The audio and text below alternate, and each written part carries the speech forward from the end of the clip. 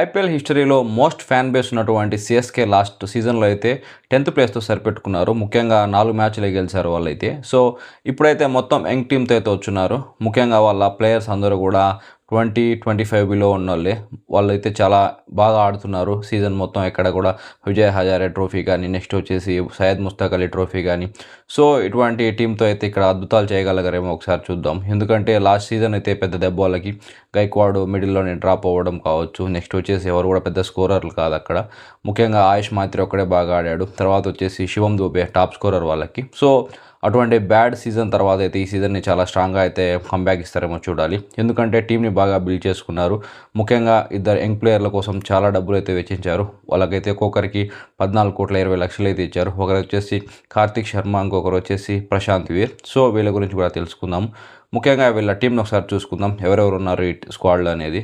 ఆయుష్ Mhatre, Sanju Samson, Ruturaj Gaikwad, Shivam Dube, Donald Brevis, Kartik Sharma, MS Dhoni, Prashant Veer, Anshul Kamboj, Noor Ahmad, Matt హెర్నీ, Khaleel Ahmed, Krishna Ghosh, Matthew Short, Sarfaraz Khan, Urvil Patel, Akeal Hosein, Mukesh Choudhary, Shreyas Gopal, Rahul Chahar, Jamie Overton, Zak Foulkes, Jaspreet Singh.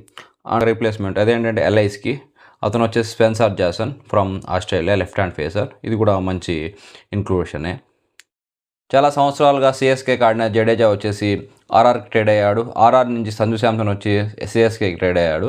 So ఇక్కడ చూసుకుంటే జడేజా చాలా బాగా సిఎస్కేకి అయితే సపోర్ట్ చేస్తుండేవాడు, బ్యాటింగ్లో కానీ బౌలింగ్లో కానీ, అద్భుతంగా ఫీల్డింగ్లో కూడా. సో ఇటువంటి ప్లేయర్కి రీప్లేస్మెంట్ అంటున్నారు, కానీ చూడాలి ఎంతవరకు రాణిస్తాడనేది. నెక్స్ట్ వచ్చేసి సంజు శాంసన్ ఓవరాల్గా చూసుకుంటే మంచిగా జరుగుతుంది అతని కెరీర్ మొత్తము. కెరీర్ పీక్లో ఉన్నట్టున్నాడు. ముఖ్యంగా చూసుకుంటే ఇండియాకి ఫైనల్లో కానీ సెమీఫైనల్లో కానీ మంచిగా అద్భుతమైన హాఫ్ సెంచరీలు అయితే చేసి విజయాన్ని అందించాడు. సో ఇక్కడ అతను ఎటువంటి ప్రదర్శన కనపరుస్తారో చూడాలి ఈ ఐపీఎల్ సీజన్లో కొత్త టీంకి ఆడుతున్నప్పుడు.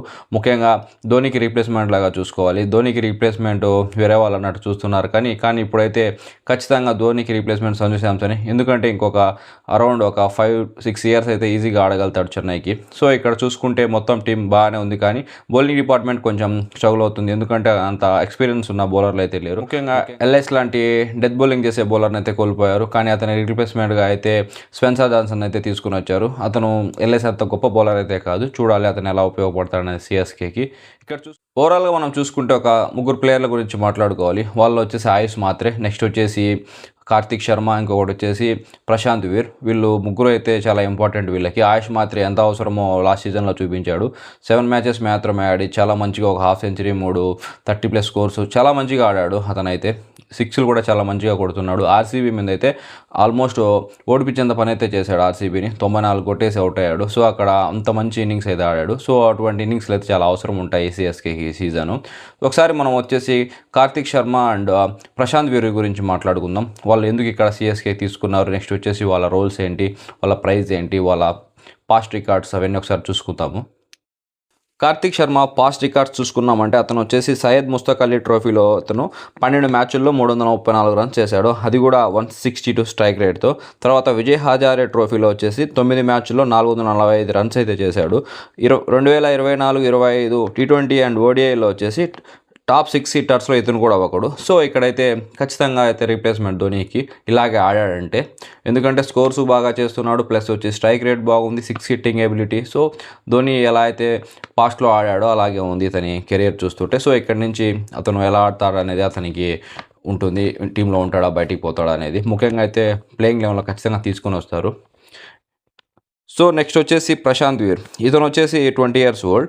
యూపీ T20లో వచ్చేసి 320 రన్స్ చేశాడు, అది కూడా 64 యావరేజ్తో. స్ట్రైక్ రేట్ వచ్చేసి 155. అండర్ 23 స్టేట్ ఏ ట్రోఫీలో వచ్చేసి 376 రన్స్ అయితే చేశాడు, 94 యావరేజ్తో. అక్కడ వికెట్లు కూడా 18 అయితే తీశాడు. సో ఇతనైతే జడేజాకి రిప్లేస్మెంట్. ఎందుకంటే జడేజా వచ్చేసి ఇప్పుడు లేడు కదా, ఆర్ఆర్కి వెళ్ళిపోయాడు. సో ఫ్యూచర్లో వచ్చేసి మంచి ఆల్రౌండర్ అయితే సిఎస్కేకి అవసరం ఉంది. ఫారిన్ ప్లేయర్స్ చాలామందిని అయితే యూజ్ చేశారు, కానీ ఎప్పుడు కూడా సిఎస్కే డిపెండ్ అయితే మాత్రం జడేజా మీదే. అక్కడ శ్యామ్ కరణ్ కానీ, నెక్స్ట్ వచ్చేసి దూబేన్ కానీ, ఇలాంటి వాళ్ళందరినీ ట్రై చేస్తున్నారు, కానీ ఇక్కడ ఖచ్చితంగా ఒక స్ట్రాంగ్ కంటెండర్ అయితే కావాలి జడేజాకు. సో అతనైతే ఇతనే అనుకుందాం, ఎందుకంటే ఇతని రికార్డ్స్ కూడా బాగానే ఉన్నాయి. ఇతను వచ్చేసి అండర్ ప్రెజర్‌లో బాగా ఆడతాడేమో ఇతనికి పేరైతే ఉంది. నెక్స్ట్ ఆయుష్ మాత్రే గురించి కూడా మనం మాట్లాడుకోవాలి. ఎందుకంటే చాలా చిన్న వయసులో అయితే అదరగొట్టాడు లాస్ట్ ఇయర్ ఐపీఎల్‌లో వచ్చేసి. ముఖ్యంగా చూసుకుంటే ఓవరాల్‌గా అతను 7 మ్యాచ్‌లు మాత్రమే ఆడాడు. ఎందుకంటే గైక్వాడ్ గాయపడినప్పుడు టీంలోకి వచ్చాడు. అక్కడ అతని పర్ఫార్మెన్స్ అయితే చాలా హైలైట్‌గా ఉంది. నిజంగా ఒక 19 ఇయర్స్ ఓల్డ్ అతను వచ్చేసి అలా ఆడతాడని ఎవరు అనుకోరు. సో మనం ఒకసారి ప్లేయింగ్ 11 చూసుకుందాం. అలాగే ఇంపాక్ట్ ప్లేయర్ కూడా.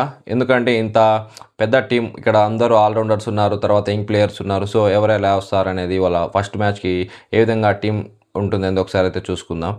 ఆయుష్ Mhatre, Sanju Samson, Ruturaj Gaikwad, Shivam Dube, Brevis, Kartik Sharma, MS Dhoni, Prashant Veer, Anshul Kamboj, Noor Ahmad, Matt Henry, Khaleel Ahmed.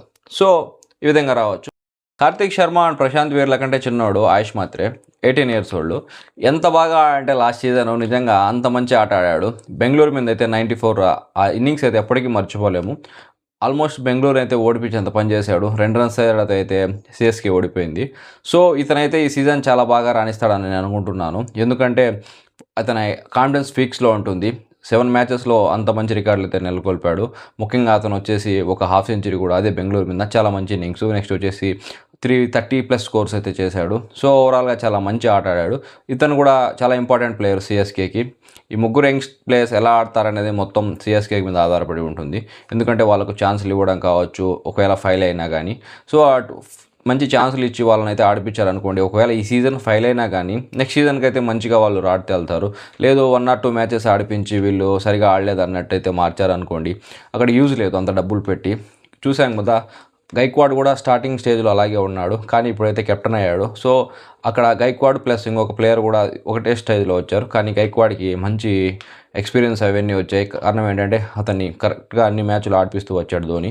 So ఇక్కడైతే గైక్వాడ్ కూడా అదే చేయాలి. ఎందుకంటే గైక్వాడ్ కాబట్టి కెప్టెన్. సో అతనైతే యంగ్ ప్లేయర్స్‌ని ఎంత బాగా వాడుకుంటాడో అనే దాని మీదే ఉంటుంది. రోహిత్ శర్మ కానీ, తర్వాత విరాట్ కోహ్లీ కానీ ఎలా అయితే యంగ్‌స్టర్స్‌ని ఎంకరేజ్ చేస్తారో సేమ్ అలాగే గైక్వాడ్ కూడా చేయాలి.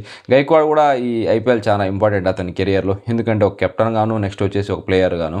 ఇక్కడ ధోని తర్వాత అంత మంచి కెప్టెన్సీ చేయాలంటే కష్టము అటువంటి టీంకి. సో ఇక్కడ అతని కెప్టెన్సీ ఎలా ఉంటుందో కూడా చాలా ఇంపార్టెంట్‌గా ఉంటుంది. ఇంకోటి ఏంటంటే అతను ఫ్యూచర్లో ఇండియన్ టీంకి ఆడాలంటే గైక్వాడ్. సో ఇక్కడ ఓవరాల్‌గా మంచి ప్రదర్శన అయితే కనపరచాలి. 50s కానీ, 100s కానీ, నెక్స్ట్ వచ్చేసి ప్రెజర్‌లో ఆడడం కానీ ఇవన్నీ. ఎందుకంటే ఆల్రెడీ T20లో చాలా ఎక్కువ కాంపిటీషన్ అయితే ఉంది గైక్వాడ్‌కి. అందుకే అతన్ని వరల్డ్ కప్‌లో కూడా తీసుకోలేదు. సో ఓవరాల్‌గా గైక్వాడ్‌కి ఐపీఎల్ చాలా ఇంపార్టెంట్. నెక్స్ట్ వచ్చేసి సంజు శాంసన్ వచ్చేసి ఆర్ఆర్‌కి అన్ని సంవత్సరాలు ఆడిన తర్వాత అయితే సిఎస్కేకి వచ్చాడు. ఇక్కడ అతను కూడా అతన్ని నిరూపించుకోవాలి. ఎందుకంటే అంత బాగా ఆడుతున్నా కానీ అక్కడి నుంచి ఇక్కడికి ట్రేడ్ చేశారంటే ఇంటర్నల్ పాలిటిక్స్ వల్లే. ముఖ్యంగా వాళ్ళ కెప్టెన్ కాబట్టి అతన్ని ఇక్కడికి పంపిస్తే ఇతని ప్లేస్‌లో ఇంకొకరిని కెప్టెన్ చేయొచ్చు. అలాంటి ఒక కుతంత్రాలతో అయితే అతన్నైతే బయటికి పంపించారు. సో ఇక్కడ అతను నిరూపించుకొని ఒకవేళ గైక్వాడ్ ఫెయిల్ అయ్యాడు అనుకోండి, అతని ప్లేస్‌లో మళ్ళీ కెప్టెన్‌గా అయితే సంజు శాంసన్‌కి ఛాన్స్ వచ్చే ఉంటుంది. సో సంజు శాంసన్ ఎంత బాగా ఆడితే అంత మంచిది అతని కెరియర్‌కి కానీ, ఐపీఎల్ సీజన్‌కి కానీ. సో ఓవరాల్‌గా చూసుకుంటే ఈ సీజన్ సిఎస్కే కప్పు కొట్టి ధోనికి ఏమన్నా మంచి ఫేర్‌వెల్ ఇస్తారో లేదో చూడాలి. కప్పు కొట్టాలంటే ముఖ్యంగా వాళ్ళ బౌలింగ్ చాలా ఇంపార్టెంట్. సో లాస్ట్ ఇయర్‌లో అయితే బౌలింగ్ పర్వాలేదు అనిపించిన బ్యాటింగ్‌లో ఫెయిల్ అయ్యే వాళ్ళైతే బయటికి వెళ్ళిపోయారు. చూడాలి ఈ సీజన్ ఎలా ఆడతారో.